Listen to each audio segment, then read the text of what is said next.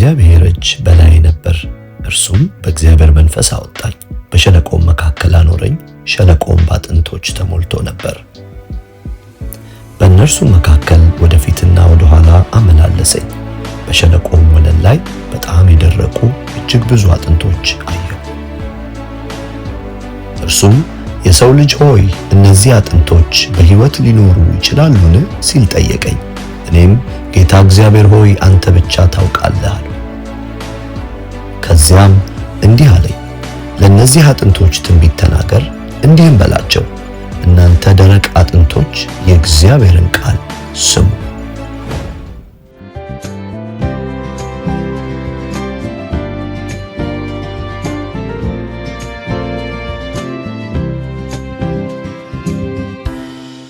ዛሬ ሕዝቅኤል በእግዚአብሔር ፊት የነበረ ሰው ስለነበረ እግዚአብሔር ወስዶ አንስቶ በሸለቆ መካከል አኖሮ፣ ሸለቆ በአጥንቶች ተሞልቶ ነበር ይላል። ከዚህ በላይ ተስፋ አስቆራጭ፣ ከዚህ በላይ ከባድ እይታ ምን አለ? እስቲ ንገሩኝ።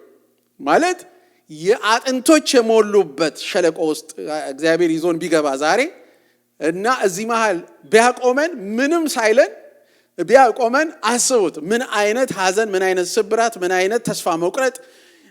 ማለት የምድር ህይወት የመጨረሻው ጥግ ነው። ማለት ምን ማለት መሰላችሁ? ቆዳው ረግፎ፣ ጅማቱ ረግፎ፣ ስጋው ረግፎ አጥንቱ ነው የቀረው። እዛ ውስጥ ስንፋስ የለ፣ ህይወት የለ፣ የሚንቀሳቀስ ነገር የለም።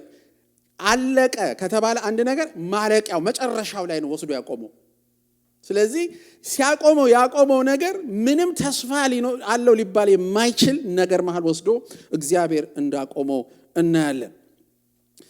እና ምን አደረገኝ ይላል ደግሞ አመላለሰኝ ይላል። በዛ ውስጥ አመላለሰኝ። እስቲ በደንብ እዚህ ይኸው፣ እስቲ ያለውን ውድቀት ይኸው፣ ያለውን ሽንፈት ይኸው፣ ያለውን ራቁትነት ይኸው፣ ያለውን ስብራት ይኸው፣ ያለውን ሞት ይኸው፣ ያለውን ጥፋት ይኸው እያለ እግዚአብሔር በዛ መካከል ያመላልሰው ነበር። እግዚአብሔር ዛሬ አንድ ምጸልየው ነገር ይሄ ነው፣ በውድቀቱ መካከል አመላልሶ ያሳየን። ኧረ አሜን። በብዙ ውድቀት መካከል ዛሬ እኛ ይውላችሁ በቀይ ሰሃን ለምን አንበላም ብለን እንጣላለን። እግዚአብሔር ሲባርከን በጣም ዛሬ ለምንድን ነው በቀዩ ሰሃን ማልበላው ሰው ብሎ ሊጣላ ይችላል ቤት ውስጥ። ሰው ግን የሚበላው አጥቷል አይደለም፣ ሞቶ ሊሆን ይችላል። ልክ እንደምናወራው እግዚአብሔር ያለውን ክፍተት፣ ያለውን ውድቀት፣ ያለውን ጭንቀት፣ ያለውን ጩኸት እግዚአብሔር የምድርን ሰቆቃ ዛሬም ያሳየን። እውነቴን ነው የምነግራችሁ። ስለተነገረን ዜና ስለሰማን አይደለም የሚገባን፣ መንፈስ ቅዱስ አይኖቻችንን አብርቶ ሲያሳየን ነው ክፍተቱ የሚገባን። ስለዚህ እግዚአብሔር ሕዝቅኤልን ወስዶ አሳየ። ውድቀቱ መሃል አቆመውና አመላለሰኝ አለ። ምን አለ ሲናገር ከዛ በኋላ በሸለቆ ወለል ላይ የደረቁ አጥንቶች አይደለም ያለው፣ በጣም የደረቁ ከዛስ እጅግ ብዙ አጥንቶች። ሁለት ነገሮች ማየት ትችላላችሁ። በጣም የደረቁ ምን ማለት ነው? ሪስቶር ለማድረግ ለመመለስ ምንም አይነት ተስፋ የሌለው ማለት ነው። አለቀ፣ ደቀቀ፣ ተጨረሰ የሚባለው አይነት ማለት ነው። በቃ የመጨረሻው የጥፋት ጥግ ላይ፣ የሞት ጥግ ላይ፣ የህይወት ጥፋት ጥግ ላይ መጨረሻ ላይ ነው። አንደኛ በጣም የደረቁ አጥንቶች ናቸው። ሁለተኛ ደግሞ ምን ይለዋል? እጅግ ብዙ ናቸው። ብዙ ማለት ምን ማለት ነው? ተስፋ ከማስቆረጡ የተነሳ ለመቀስቀስ ያንን ነገር ተውትና እሱን ደግሞ በሱ ላይ ደግሞ እንደገና ብዛቱ፣ የችግሩ አይነት፣ የመከራው አይነት ብዙ ነው። ቁጥሩም ብዙ ነው። ዋው! እኔ ደስ የሚለኝን አንድ ነገር ልንገራችሁ። ሁሌ ሁኔታ የሰውን ልጅ ኦቨርዌልም ያደርገዋል፣ ያስጨንቀዋል። በጣም ታውቃላችኋል። አሁን አንዳንድ ነገር ለዚህ እኮ ነው በትንሹ ትዕግስት አጥተን አንዳንድ ነገር ጥለን የምንወጣው። ለምን ነው ታውቃላችሁ? ኦቨርዌልም ያደርገናል። በቃ መቋቋም ያቅተናል። የችግሩን ብዛትና ጥልቀት ስናየው እንዴ ከዚህ ውስጥማ እንዴት ነው የሚወጣው? ከዚህ ውስጥማ ምን አዲስ ነገር ይወጣል የሚለው በቃ ይሄ አለቀ ደቀቀ ብለን ፋይል ዘግተንበት። ይሄ እኮ ሸለቆ ማለት የአጥንቶች ሸለቆ ማለት የተዘጋ ፋይል ማለት ነው። አልቋል፣ ተዘግቶ አልቋል። ከዚህ በኋላ እዚህ ሰፈር ሰው ተነስቶ አይመጣም። ለምን? ምን ሊያደርግ ይመጣል?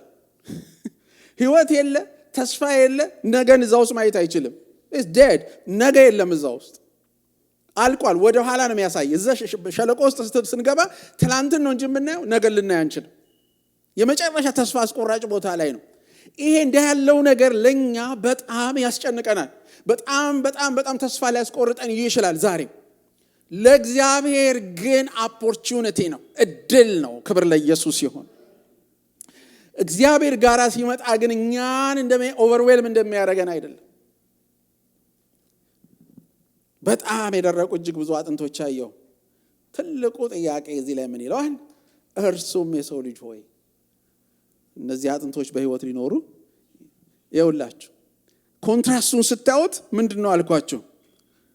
እዚህ ጋራ እውነታው አለ፣ ከዛስ ተስፋው አለ። የእግዚአብሔር ተስፋ አለ። በነገራችን ላይ ምዕራፍ 37 ነው አሁን ያነበብኩላችሁ። ምዕራፍ 36 ላይ ሄዳችሁ ወደ ኋላ ስትመለከቱ ተስፋ እግዚአብሔር ሰጥቷል። እመጣለሁ፣ ህዝቤን አነሳለሁ፣ አዎ በድላችሁኝ ነበር፣ አሁን ግን አነሳችኋለሁ፣ መንፈሴን በውስጣችሁ አኖራለሁ፣ ቃሌን በውስጣችሁ አኖራለሁ እያለ ተስፋ እኮ የሰጠው ቃል አለ። ያን ተስፋ ሰምቶ ነው ዛሬ መጥቶ እዚህ የደረቀ አጥንት የሞላበት ሸለቆ ውስጥ ገብቶ ሲቆም የቀደሙ ተስፋና አሁን ያለው እውነታ ሲታይ በፍጹም የሚስማማ አይደለም። እንዴት ከአጥንት ወደ ሰራዊት እንዴት ሊሄድ ይችላል? አስባችሁታል? ከአጥንት እንዴት ወደ ሰራዊት ሊሻገር ይችላል? ዋው! የእግዚአብሔር መንፈስ ይውረሰን ዛሬ። አረ እግዚአብሔር መንፈስ ይውረሰን ዛሬ። እስቲ እግዚአብሔር ይችላል በሉ ባካችሁ። እስቲ እግዚአብሔር ይችላል በሉ እስቲ። አሁን ትችላለህ በሉት እስቲ። በእኔ ትችላለህ በሉት እስቲ። አይገርማችሁም? ከአጥንት ወደ ሰራዊት እግዚአብሔር ይናገራል። ግን ወስዶ ያቆመው እንደዛ በጣም እጅግ በጣም የደረጉ አጥንቶች እና እጅግ ብዙ የሆኑ አጥንቶች ምን ቢደረግ ምን ይሄ ሊመለስ ሪስቶር ሊያደርግ እንዴት ይችላል? ከዚህ ወዲያ ደቋል፣ ተበትኗል። የሚያወራው ይሄ ክፍል እንደምታውቁት እዚሁ ላይ እንዳነበብነውም ስለ እስራኤል ነው። እስራኤል ምን አይነት ሁኔታ ውስጥ ነው የነበረችው ብላችሁ ብትሉ ምድሯ ተወርሶ ተበትና በቃ አለቀላት። ከዚህ ወዲያ ምንም ታሪክ የላትም። እስራኤል የምትባል ምድር ከምድረ ገጽ ጠፍታለች የተባለበት ዘመናት እኮ ነው ያለፉት። በታሪክ አይደል? ዘመናት ነው ያለፉት። ይህም በእግዚአብሔር ዓይን ቀላል ነገር ነው። ይህም በእግዚአብሔር ዓይን ቀላል ነገር ነው። ቀላል ነገር ነው። ለእግዚአብሔር የለም የሚሳነው። አሜን አሜን። ሸለቆ ውስጥ ቆመ። ይሄን መዝሙር መዘመር የምትችለው እግዚአብሔርን ስታይ ብቻ ነው። እየሰማችሁ ነው? እግዚአብሔርን ካላየን ይሄንን ዜማ ማዜም አትችሉም። እግዚአብሔርን ካላያችሁ ይሄንን ተስፋ ወደ ሪያሊቲ ይመጣል፣ ወደ እውነታ ይመጣል ብሎ ማሰብ የማይቻል ነገር ነው። እግዚአብሔርን ስታየው ግን ይሆናል። ስለዚህ እግዚአብሔር ግዴታ ወደሚቀጥለው ነገር ለመግባት የግዴታ መጠየቅ ነበረበት። ሕዝቅኤልን የሚጠይቀው ጥያቄ ምን የሚል ነው? እነዚህ አጥንቶች በህይወት ሊኖሩ ይችላሉን? እግዚአብሔር ያለው ይሄ ነው። እኔ ተስፋ ሰጥቻለሁ። እኔ ስለ ምድሬ ስለዚህ ምድር ተናግሬያለሁ፣ ስለ ህዝብ ተናግሬያለሁ። አሁን የኔ አይደለም ችግሩ፣ ጥያቄው አንተ ጋራ ነው። ና እስቲ ሕዝቅኤል ይኸውልህ፣ አየሁ አይደለም እዚህ ይሄ ሁሉ አጥንት የሞላበት ሰፈር ውስጥ አስገብቻለሁ። አሁን አቆሜሃለሁ፣ ተመላለስ። አየሁ አይደለም? ምን አየህ እዚህ ውስጥ? ተስፋ አለ የምታየው ባይነ? የለም። ህይወት አለ? የለም። እስትንፋስ አለ እዚህ ውስጥ? የለም። እሺ አሁን ግን የምጠይቅህ አንድ ነገር ነው አለው እግዚአብሔር። እነዚህ አጥንቶች በህይወት ሊኖሩ ይችላሉን? ዛሬ ይሄ ጥያቄ እኔና እናንተ ቤት ይመጣል። እኔን በሌሊት ጌታ መጥቶ እንደጠየቀኝ እናንተንም በየቀኑ ይጠይቃቸዋል። በእውነት እነዚህ አጥንቶች በህይወት ሊኖሩ ይችላሉ ወይ? ደግሞ የሰው ልጅ ሆይ ብሎታል። እነዚህ አጥንቶች በህይወት ሊኖሩ ይችላሉን? ስሙ፣ ከእግዚአብሔር ጋር ፋይል አትዝጉ። እግዚአብሔር ካልዘጋው አትዝጉ። ኧረ አሜን። እግዚአብሔር ያልዘጋውን የህይወት ምዕራፋችሁን አትዝጉ። እግዚአብሔር በአንተ የጀመረውን ሊጨርስ ይፈልጋል። በአንተ የሚሰራውን ሊቀጥል ይፈልጋል። እግዚአብሔር በአንተ ውስጥ ተስፋን ያያል። በአንተ ውስጥ ህይወትን ያያል። እግዚአብሔር ሳይጨርስ አትጨርስ። እግዚአብሔር ሳይዘጋ አትዝጋ። ግን ጥያቄ አለ። ጥያቄውን ካልመለስን አንድ እርምጃ ወደፊት መሄድ አይቻልም። ለዚህ ነው እግዚአብሔር ይሄ በነገራችን ላይ ይሄ እግዚአብሔር አሰራር መሆኑን የምታዩት በአዲስ ኪዳን ሄደን እንመልከት። አዲስ ኪዳን ላይ ጌታ ኢየሱስ ክርስቶስ ሊፈውሳቸው ሲፈልግ ዝም ብሎ አይፈውሳቸውም። ምን ይላቸዋል? ልትድን ትወዳለህ ወይ? አይደል? ምን ፈለክ? ጥያቄ ጠይቃቸዋል። ምን አድርግልህ ዘንድ ትወዳለህ? ለምን ነው የሚጠይቃቸው?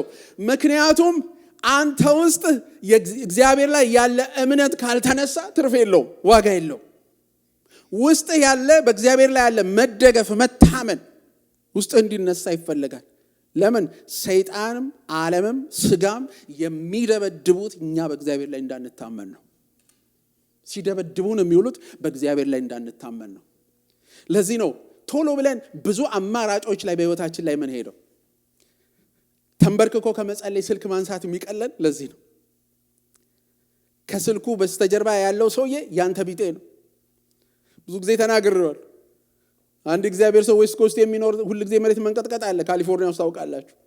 እና በሌሊት በ3 AM 9 ሰዓት ከሌሊቱ ማለት ነው አንዲት እህት ደውላ አለ፣ አረ ፓስተርዬ መሬቱ እኛ ሰፈር እየተንቀጠቀጠ ነው ጸልይልኝ አለችው። እቱ አላት የኔም መሬት እየተንቀጠቀጠ ነው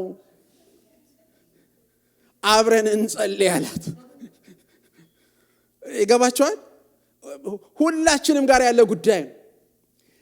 እምነት ግን ታሪክን መቀየር ይጀምራል። በእግዚአብሔር ላይ ያለን ማርዶቬና ኮርዳ ለባራላባያ አረ ባካችሁ መንፈሳችን ይንቃ፣ ጆሮአችን ብቻ አይደለም። እየሰማችሁኝ ነው? ታሪክህ ላይ እግዚአብሔር አለ። በመንገድሽ ላይ እግዚአብሔር አለ። እኔ አንድ ነገር ማረጋግጥላችሁ፣ ለብቻችን ሊተወን አይችልም። መሃል መንገድ ላይ እግዚአብሔር ጥሎ አይሄድም። እግዚአብሔር አለ። ስለዚህ ጠየቀው፣ እነዚህ አጥንቶች በህይወት ይኖራሉ ነው? እስቲ ዛሬ እንመልስለትኛ። በህይወታችን ውስጥ ላሉ፣ በትውልዳችን ውስጥ ላሉ፣ በዘመናችን ላሉ፣ በአገልግሎታችን ላሉ ጥያቄዎቻችን ሁሉ አጥንቶች በሙሉ ምን አለ ሕዝቅኤል ሲመልስ? እኔ ነኝ ይሄን ፓራፍሬዝ ያደረኩላችሁ። እኔ አንተን አውቃለሁ፣ አንተ ደግሞ መልሱን ታውቀዋለህ። ምክንያቱም እሱ ያለው ቃል ምንድነው? ጌታ እግዚአብሔር ሆይ አንተ ብቻ ታውቃለህ ነው ያለው። እያለው ያለው ምንድነው? እኔ አንተን አውቃለሁ፣ አንተ ደግሞ መልሱን ታውቀዋለህ። የጥያቄያችሁ መልስ አይደለም ማወቅ ያለባችሁ፣ የመልሱን ባለቤት ነው ማወቅ ያለባችሁ። እየሰማችሁኝ ነው? የህይወት ውሉ ሲጠፋብህ የውሉ ባለቤት አለ። የህይወት መንገዱ ሲጠፋብህ የመንገድ የሆነው ጌታ አለ። ስለዚህ ምን አለ? ጌታ ሆይ አንተ ያለ ማመን መልስ አይደለም፣ ይሄ የአማኝ መልስ ነው። ለምን ብትሉኝ እኔ አውቃለሁ፣ እርግጠኛ ነኝ አንተ ታውቀዋለህ። መልሱን ባላውቀውም የመልሱን ባለቤት አንተን ግን አውቃለሁ ብሎ ነው ሕዝቅኤል የተናገረው። ለዚህ ነው ምን አለ? ከዚያም እንዲህ አለኝ ይላል ቁጥር 4 ላይ። ከዚያም እንዲህ አለኝ ለነዚህ አጥንቶች ትንቢት ተናገር አለኝ። ለምን ይሄን እንዳለ አይገርማችሁ? ለምን እግዚአብሔር ብድግ ብሎ እነዚህ አጥንቶች ተገጣጣሙ ለምን አላላቸውም? እሱ ራሱ እያለው ያለው ምንድነው? ውስጡ መጀመሪያ ምን እንዳለ ነው እግዚአብሔር ቼክ ያደረገው። በእኔ ላይ ታምኗል ወይ? ያውቀኛል ወይ? ሃሌሉያ! ያውቀኛል ወይ? በእኔ ላይ የታመነ ነው። ካመንከኝ አለው እንግዲህ ያው ጥሩ ትንቢት ተናገር አንተው ራስህ አለው። ሃሌሉያ! ኦ ኢየሱስ ጌታ ነው። ይኸውላችሁ እኔ አንድ ነገር እየተረዳው መጥቻለሁኝ። ዝምታ ወርቅ አይደለም። አጠገባችሁ ያለውን ሰው ዝምታ ወርቅ ነው እያልክ ተቃጥለህ እንዳታልቅ በሉት። በእውነት ተቃጥለን እንዳናልቅ። በጣም በጣም ነው አጥንቶች። ሃሌሉያ። ድሮ ለታመሙ ሰዎች እየጠሩኝ በተለያየ ቦታ ስጸልይ አንዳንድ ሰው ኮማ ውስጥ ይሆናል አይደል? ኮማ ውስጥ ይሆንና የኔ ጭንቅላት ምንድነው የሚያስበው በዛ ሰዓት? ያው አይሰማም ነው። ይሄ ሰዋዊ አእምሮዬን ነው የምነግራችሁ። እኔ ሰዋዊ አእምሮዬ በቃ አይሰማም ብዬ ምንም ነገር ለመናገር ይከብደኛል። ለታማሚውና እዛ ለማይሰማው ሰው መናገር ይከብደኝ ነበር። በጣም የሚገርማችሁ ግን ይሰማሉና በጣም ይሄ በተደጋጋሚ በህይወቴ ውስጥ ገጥሞኛል። እና አንድ ጊዜ ወደ አንድ ሰው እንደዚሁ ልክ በኮማ ውስጥ ሆኖ ሄጄ ልክ ስሙን ጠራሁት። ስሙን ስጠራው ከኮማ ውስጥ ነቃ እና አየኝ። እዛ አስታማሚዎች በሙሉ ነው የደነገጡት። በፊት ቢሆን እንኳን እኔ በስም ልጠራው ጌታ ሆይ ብዬ ጸልዬ ነው የምሄደው። በቃ ጸሎት ጸልዬ ነው የምሄደው። አጥንት መሃል አቁሞ ተናገር አጥንት ላይ ሲል አሬ መንፈስ ዛሬ እኛን ያግኘን። እስቲ ጌታ ይችላል በሉ ባካችሁ። አምላኬ ይችላል በሉ እስቲ። ይኸው መልካም ነገር እያየህ እኮ አይደል? አጥንት መሃል አቁሞ፣ ለዛም እጅግ በጣም የደረቁ አጥንቶች መሃል ሆፕለስ የሆነ ተስፋ ቢስ የሆነ ቦታ ላይ አቁሞ ምን አለው? ለነዚህ ሰዎች አላለውም፣ ለነዚህ ሰራዊት አላለውም፣ ለነዚህ አጥንቶች። እስቲ እግዚአብሔር ሲናገር ሁሉ ይሰማል በሉ። እግዚአብሔር ባንቺ ሲናገር ሁሉ ይሰማል። እግዚአብሔር ባንተ ሲናገር ሁሉ ይሰማል። አጥንትም ይሰማል። እንዲህም በላቸው አለ፣ እናንተ ደረቅ አጥንቶች የእግዚአብሔርን ቃል ስሙ።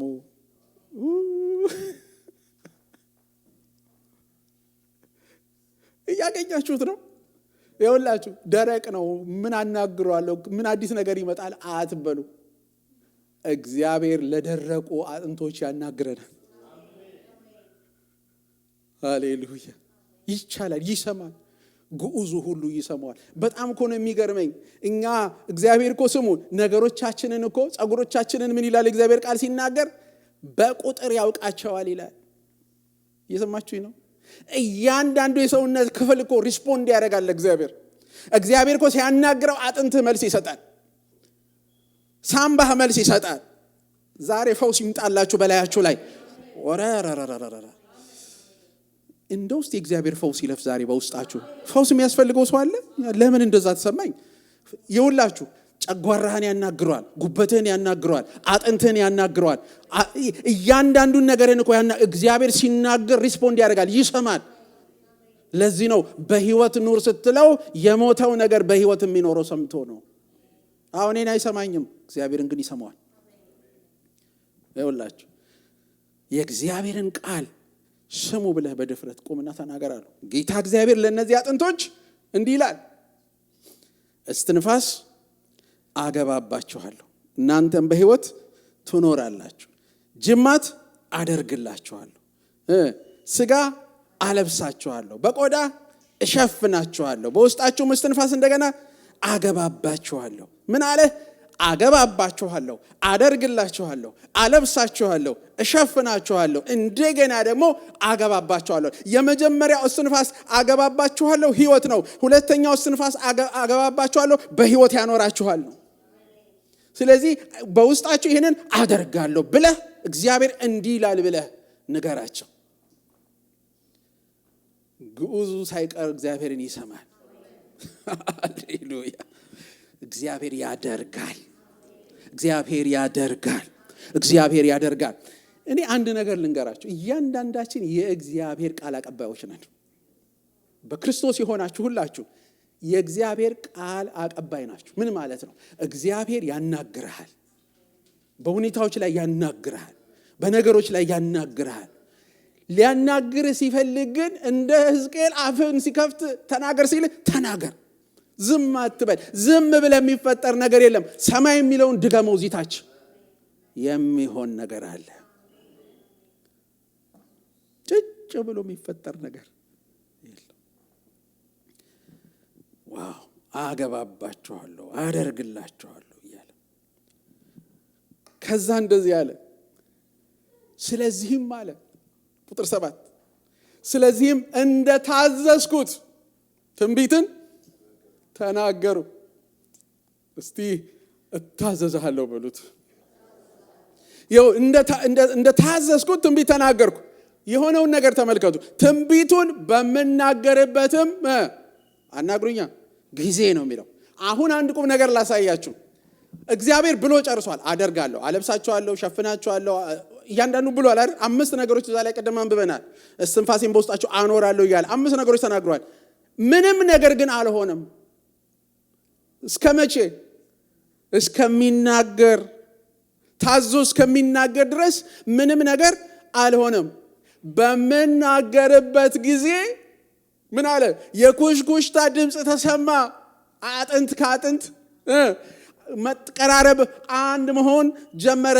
እንቅስቃሴ የሚመጣው አምነህ መናገር ስትጀምር ነው።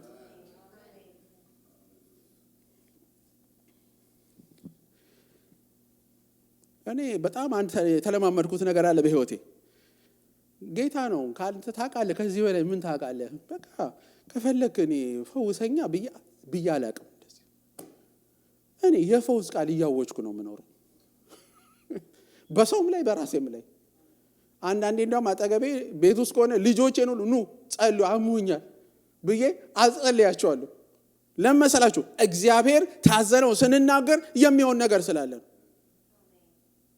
ስትናገር በምናገርበት ጊዜ ሃሌሉያ፣ ትንቢቱን በምናገርበት ጊዜ አጥንት ከአጥንት ጋር ተጋጠመ።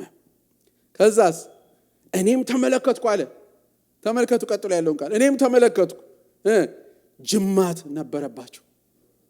ዋው! ከዛስ ስጋም በላያቸው ታየ ነው የሚለው። ታየ፣ ቆዳም ሸፍኗቸዋል። አይገርማችሁም? የመጀመሪያው መታዘዝ ውስጥ የመጀመሪያው በእግዚአብሔር ላይ ታምኖ በል የተባለውን ሲል ማየት ጀመረ። አምነ ስትንቀሳቀስ ማየት ትጀምራለህ። ታየ ይላል። በነገራችን ላይ ገብቶ የሰራው ያቦካው ጭቃ የለም።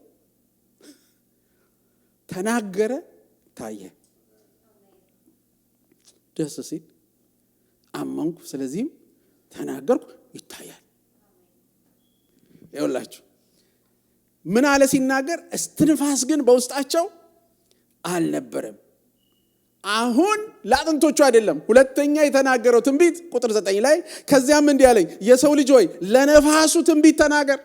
ሁለተኛው ትንቢት ለአጥንቶቹ አይደለም፣ ለነፋሱ ነው። ለነፋሱ ትንቢት ተናገር አለኝ። ትንቢት ተናገር እንዲህም በለው፣ ጌታ እግዚአብሔር እንዲህ ይላል፣ ነፋስ ወይ ከአራቱ ነፋሳት ዘንድና በሕይወት እንዲኖሩም በእነዚህ በተገደሉት ላይ ምን በልባቸው? እፍ በልባቸው አለ። የሁለተኛው የጠራው መንፈስ ቅዱስን ነው። ሃሌሉያ። የመጀመሪያው ለአጥንቶቹ ነገራቸው። እግዚአብሔር ይሄንን አደርጋለሁ ብሏል በላያቸው አላቸው። አጥንት ከአጥንት ጋር ተገጣጠመ፣ ጅማት ተዘረጋ፣ ስጋ ለበሱ፣ ቆዳ ተሸፈነ። ግን ህይወት አልነበረባቸውም። ለምን? ህይወት የሆነው የእግዚአብሔር መንፈስ እፍ ማለት ነበረበት። መጥቶ እፍ ማለት ነበረበት። ስለዚህ የእግዚአብሔርን መንፈስ ጠራ። የእግዚአብሔርን መንፈስ ሲጠራ ቁጥር 10 ላይ እንዳዘዘኝም ትንቢት ተናገርኩ፣ እስትንፋስም ገባባቸው፣ ሕያዋንም ሆኑ፣ እጅግ ታላቅ ሰራዊት ሆነው በእግራቸው ቆሙ። ሃሌሉያ። መንፈስ ቅዱስ ሲመጣ የሆነው ነገር በፍጹም ያልሆነ ከዛ በፊት ያልነበረ ሊሆን የማይችል ነገር ነው የሆነው ነገር። ለምን? ሕያዋን ሆኑ። በሌላ ቋንቋ ምን ማለት ነው? ፉል ሬስቶሬሽን፣ ሙሉ መመለስ። አረ እየሰማችሁኝ ነው? መንፈስ ቅዱስ ሲመጣ ሙሉ አድርጎ እንደገና ይመልሰናል። ሙሉ ሃሌሉያ።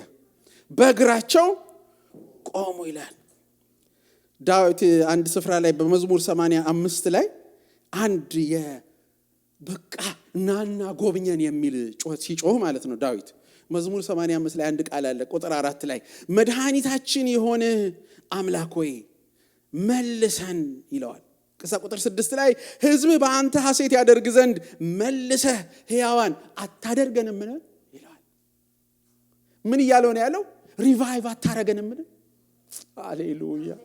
ዛሬ የሚፈልጋል መንፈሱ እንደገና እንዲቀሰቅሰው ሕይወት እንዲዘራበት የሚፈልግ ሰው እዚህ ቤት አለ። አትመልስልንምን? እንደገና ሪቫይቭ አታደርገንምን? ይገባል። ሪቫይቫሉ ጌታ ይገባል ወደ ቤታችን፣ ወደ ሕይወታችን፣ ወደ ኑሯችን። ዛሬም ብትጠራው ይመጣል፣ ብትጠማው ይመጣል። አትመልስልንምን አለ። ኢሳይያስም እንደዚሁ ሲጮህ ያለው ይሄን ቃል ነው። መዝሙር ኢሳይያስ 64 ላይ አቤቱ ሰማያትን ቀደህ ምን ነው በወረደ፣ ምነዋ ተራሮች በፊት በተናወጡ። ዝቅ ብሎ ምን የሚል ቃል አለ? ሁላችን እንደረከሰ ሰው ሆነናል፣ ታስፈልገናለህ ይለዋል። ካላንተ ምንም መሆን አንችልም። አንተ አባታችን ነህ፣ እኛ ሸክላዎች፣ አንተም ሸክላ ሰሪ ነህ፣ ሁላችንም የእጅ ስራ ነን ይለዋል። አይገርማችሁም? ጋድ ኦፍ ሪቫይቫል መንፈሱን ይልካል። መንፈስ ቅዱስ ቤትህ ሲገባ ሕይወት፣ መንፈስ ቅዱስ ሕይወትህ ውስጥ ሲገባ ሕይወት፣ የእግዚአብሔር ሕይወት ይፈሳል። በጣም በጣም የሚገርም ነው። ሕዝቅኤል አመነው፣ ታዘዘው። አመነው፣ እግዚአብሔርን ታዘዘው። ይኸውላችሁ የመጀመሪያው ትንቢት ለአጥንቶች፣ የሁለተኛው ትንቢት ለመንፈስ ቅዱስ ነበር። ለምን? መንፈስ ቅዱስ ሲመጣ ነው። እኔ አንድ ነገር ልንገራችሁ። መንፈስ ቅዱስ ሕይወታችሁን ማጥለቅለቅ ሲጀምር ሕይወታችሁን እንደምታውቁት እንደዛ መቼም አታውቁትም። በጣም ብዙ ሰው የማያውት ሀገር አይናፍቅም ይባላል እና አንዳንድ ጊዜ አንዳንድ ነገር ውስጥ ገብተህ ካልቀመስከው ያልቀመስከው ምግብ ይጣፍጣል ተብሎ 10 ጊዜ ቢወራልና ፈለከውን ቪዲዮና ፎቶ ብታይ ጥሩ ነው፣ ደስ ይልሃል፣ ያጓጓል ትላለህ። ግን እንደቀመሰው ሰውዬ አትጓጓም። የቀመሰው ሰውዬ ያክለፈልፈዋል ሲያየው። አንተ ግን ቆንጆ ደስ ይላል፣ በቃ በሞክሮ ደስ ይላል፣ በቃ ጥሩ ነው። አንድ ቀን ስታገኘው በመንገድ እንዴ አንድ ቀን እኮ ነበረ ብለህ ነው የምትበላው። አይቸው ነበረ ብለህ ነው የምትበላው። የሚያውቀው ሰው ግን እንደሱ አይደለም የሚበላው። ለምን? ቀምሶታል፣ አውቆታል። የመንፈስ ቅዱስ ነገር በሕይወታችሁ ሲመጣ ዋው ለካ ላይፍ እንደዚህ ነው የምትሉት። መንፈስ ቅዱስ እኮ ሕይወታችንን ሲያጥለቀልቅ ሕይወት እንደዚህ ነው እንዴ? ኧረ ሌላ ሕይወት መኖር አልፈልግም ነው የሚያሰኘው። ከዚያ ይኸውላችሁ ከዚያም እንዲህ አለኛል። የተናገረውን ላሳያችሁ። ስለ እስራኤል ቤት ቁጥር 11 ላይ ከዚያም እንዲህ አለኝ፣ የሰው ልጅ ሆይ እነዚህ አጥንቶች መላው እስራኤል ቤት ናቸው። እንዲህም ይላሉ አለው። ህዝቡ በሙሉ ይሄን ይላል አለ። ስሙ፣ አጥንቶቻችን ምን ብለዋል? ደርቀዋል፣ ተስፋ የለንም፣ ቆርጠናል። አሁን ደግሞ ለህዝቡ እንዲህ ብለህ ተናገር አላቸው አለው። ጌታ እግዚአብሔር እንዲህ ይላል፣ ህዝቤ ሆይ መቃብሮቻችሁን እከፍታለሁ፣ ከውስጣቸው አወጣችኋለሁ፣ ወደ እስራኤል ምድር መልሼ አመጣችኋለሁ። ቁጥር 13 ከዚያም እናንተ ህዝቤ ሆይ መቃብራችሁን ከፍቼ ሳወጣችሁ እኔ እግዚአብሔር እንደሆንኩ ታውቃላችሁ። ከዚያስ መንፈሴን በውስጣችሁ አስቀምጣለሁ፣ እናንተም በሕይወት ትኖራላችሁ፣ በገዛ ምድራችሁም አስቀምጣችኋለሁ፣ ርስታችሁ ላይ ትሆናላችሁ። ከዚያም እኔ እግዚአብሔር እንደተናገርኩ እንዳደረግኩ ታውቃላችሁ ይላል። አይገርማችሁም? ህዝቡ ውስጥ ገና ያለው ነገር ምንድን ነው? ሕዝቅኤል ያመነው እግዚአብሔር አለ፣ ተናገር ብሎት የተናገረለት እግዚአብሔር አለ። ህዝቡ ግን ምን ውስጥ ነው ያለው? ደርቀዋል አጥንቶቻችን፣ ተስፋ የለንም፣ ተቆርጠናል፣ ከዚህ በኋላ እስራኤል የምትባል ነገር የለችም ሲል አለ እግዚአብሔር። አለ በ1948 አለ እግዚአብሔር። ለሺህ ዓመታት የተዘጋ ነገር እግዚአብሔር ከፈተ። ለስንት ዓመታት የተዘጋ እግዚአብሔር ከፈተና አለ እስራኤል የምትባል ሀገር ምድር ላይ ትኖራለች አለ። እኮ በሚታየው ዓለም ውስጥ ነው። ይሄው ጌታ ግን ዛሬም ሕያው ነው። ርስቱን ለማላገጫ አሳልፎ የማይሰጥ ርስታችሁን መልሶ የሚያሳቅፋችሁ እግዚአብሔር አለ በዙፋኑ ላይ። ይኸውላችሁ በትውልዱ መካከል ሊኖረን የሚገባውን ስፍራ መልሶ የሚሰጥ፣ ሊኖርህ የሚገባውን ተጽዕኖ መልሶ የሚያላብስ እግዚአብሔር አለ። አዎ አጥንት ልታይ ትችላለህ። ከዚህ ውስጥ ሰራዊት እንዴት ይወጣል ልትል ትችላለህ። እግዚአብሔር ባለበት ግን መንፈስ ቅዱስ ባለበት ግን ይቻላል። መንፈሱ ሲገባባቸው ታላቅ ሰራዊት ሆኖ ይላል የእግዚአብሔር ቃል ሲናገር። እኔ ዛሬ አንድ ነገር ልበላችሁ። እስቲ አጠገባችሁ ያለውን ሰው ችግር አታውራ በሉት። ጌታ የሚልህን ተናገር በሉት።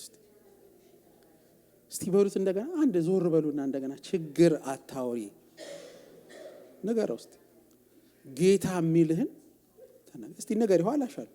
እስቲ ተነጋገሩ። እስቲ ተነጋገሩ ነው የሚለው እግዚአብሔር ቃል። እስቲ ተነጋገሩ። ችግር አታውራ፣ ጌታ የሚለውን ነገር ተናገር። በጣም በጣም በጣም እኔ አንድ ነገር ልንገራችሁ። ችግር ማየት እኮ ለኛ ኑሯችን ነው አይደል እንዴ? በየቀኑ ችግር ሊስት አውጡ ብንባል እኛ ምን ችግር የአንድ ሀገር ሊስት አይደለም እኛ መጽሐፍት ቮሊዩም ሳንጽፍም እንዴ? ኤክስፐርት እኮ ነን እኛ። ምንኖረው እኮ ችግር ዓለም ውስጥ እኮ ነው። የችግር አይነቶች ብዬ በየአይነቱ በካቴጎሪ እኮ መጽሐፍ እችላለሁ እኮ። ቤቴ ውስጥ ብቻ ዘርዝር ብትሉኝ ከራሴ ህይወት ጀምሮ የችግር አይነቶች መዘርዘር እችላለሁ። ስለ አጥንቶች ማውራት ይቻላል ነው የምላችሁ።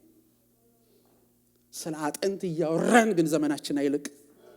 ጌታ ስለ አጥንቶቹ የሚለውን ነገር እንናገር።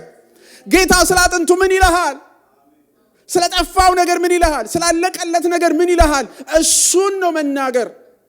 ለምን? እሱ እንደገና በህይወት መልሶ ያኖራል። ቤትህ ላይ፣ ህይወትህ ላይ፣ ስራህ ላይ፣ ትምህርትህ ላይ፣ አገልግሎትህ ላይ ዝም ብለህ ችግር አትናገርበት። እግዚአብሔር ምን ይላል? ምን ይላል? ስሙ። ጌታ ኢየሱስ ክርስቶስ የመጣው ወደ 12ቱ ሐዋርያት ነው ዓለም ሰብስቦ ስራውን የጀመረው። በ12 ሐዋርያት ዓለምን እለውጣለሁ ብሎ ማሰብ እንዲሁ ስታስቡት በሰው ብሎ በጣም የማይታሰብ ነው። ለዛውም በ12 አሳ አጥማጅ፣ ተጠራጣሪ፣ ምድራዊ ነገር የሚያምረው ስጋ የሚጫወት ህዝብ ጋራ ህዝብን አገር ወርሳለሁ ብሎ ራሱ ተነስቶ እነሱን 3 ዓመት ተኩል በሙሉ ይዞ መዞር አይገርማችሁ? ደግሞ እኮ ሲያልቅም ደግሞ መጨረሻው ላይ ምን አሉት? ለመሆኑ ለእስራኤል መንግስትን መቼ ነው የምትመልሰው? ደግሞ ማን ነው ትልቅ ከመካከላችን? 3 ዓመት አስተምረሽው ይሄን መልሶ ሲነግርሽ ይሄን ነው እንዴ አስተማርኩ? እኔ ስለ ሰማይ አወራለሁ፣ አንተ ስለ ምድር ታወራለህ እያለ ስንት ነገር አስባችሁታል? በቃ እነዚህን ይዞ ዓለምን ወርሳለሁ። ወይኔ አይታሰብም እኮ ነው ብላችሁ። ስለዚህ ጌታ ኢየሱስ እንደዚህ ያላቸው ዕውቀት ተቀብላችኋል፣ እውነት ተረድታችኋል፣ እኔ ነግሬያችኋለሁ። ግን አንድ ነገር ያስፈልጋችኋል። መንፈስ ቅዱስ በእናንተ ላይ በወረደ ጊዜ ሃሌሉያ!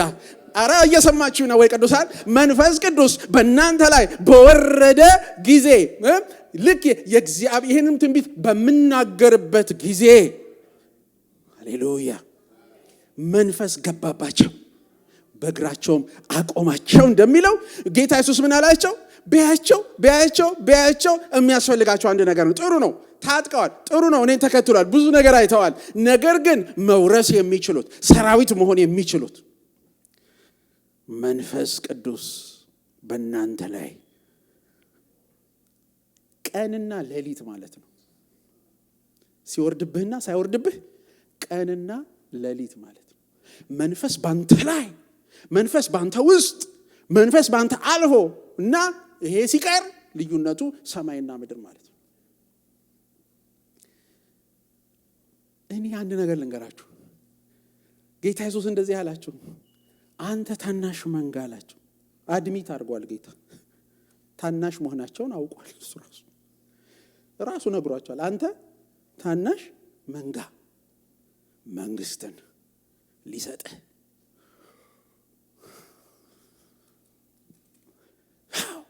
ታውቃለህ። አንተ ታናሽ መንጋ አለ።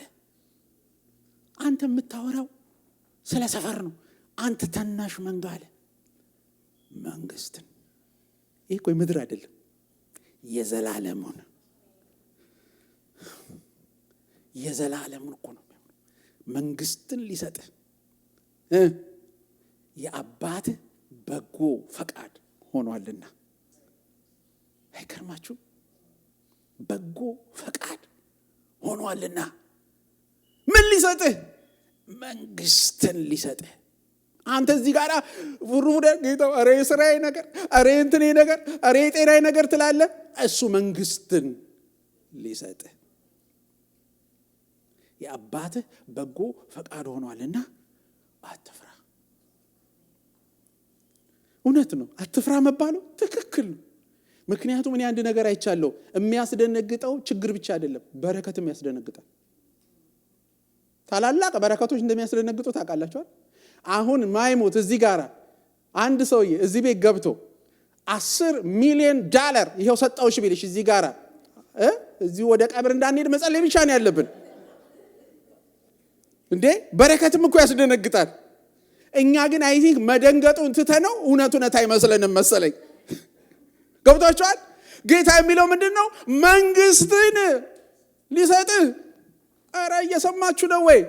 መንግስትን ሊሰጥህ። የቱን መንግስት? ምድራዊ እኮ አይደለም፣ የሰማያውን መንግስት ሊሰጥህ የአባትህ በጎ ፈቃድ ሆኗልና አትፍራ።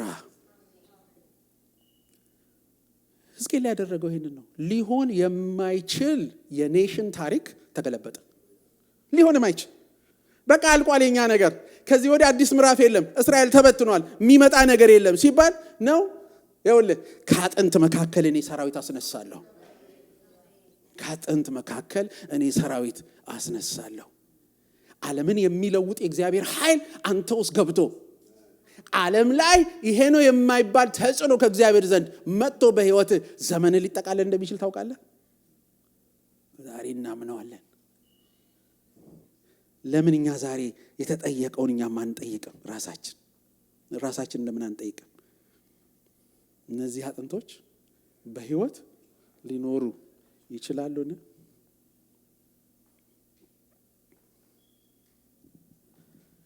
አይታችኋል? እኛ ራሳችንን ማሳነሳችን ጤና ነው፣ ያው ትንሽ ስለሆነ ነው። ሰው ግን ትል ነው ይላል መጽሐፍ ቅዱስ ይናገራል። ትንሽ ነን። ትልቅነት እንዳይሰማችሁ ግን ትንሽ አምላክ ግን አናመልክም።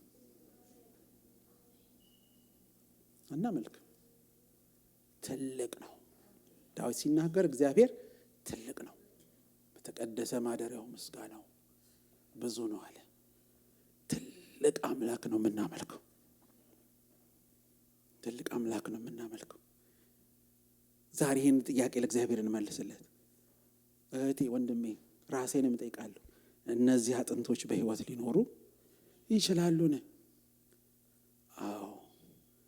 ይህን መልስ አላውቅ ይሆናል፣ የመልሱን ባለቤት ግን አውቀዋለሁ። ይኸውላችሁ ይሄ በፍጹም አይቀየርም ከዚህ በኋላ ህይወት ያላችሁ ሰዎች እየሰማችሁ ነው ዛሬ።